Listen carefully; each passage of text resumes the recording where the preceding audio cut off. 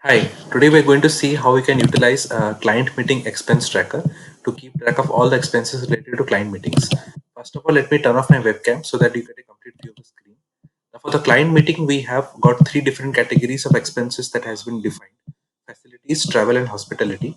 So, for each of these expenses, we have defined the particular expense in the name column, and we have also defined the vendor, the amount, and other heads. So when you enter an amount for a particular category, let's say I'm entering the expense for the hospitality category, you can see that the expenses are increasing as per the budgeted expense set. Now you can click over here and define the budgeted amount for this, and it will automatically show the actual expenses in relation to the budgeted expense.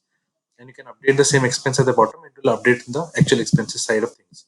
If you want to add a new category, simply click on this new page and you can see a new category getting added. Click on this pencil icon and you can define the new category of the budgeted expense over here. Okay.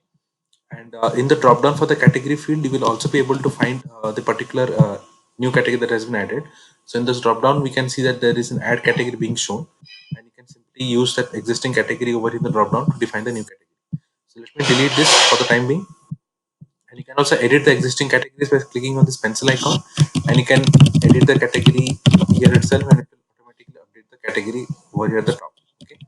So now let's jump onto the summary section to see what we can find over here.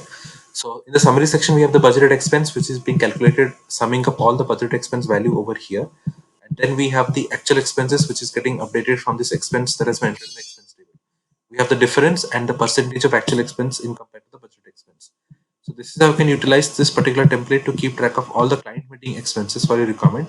If you want to modify this template as per your requirement, feel free to reach out to me at notionformyuse@gmail.com, and I'll be happy to assist you on this further. Thank you. Have a great day. Bye bye.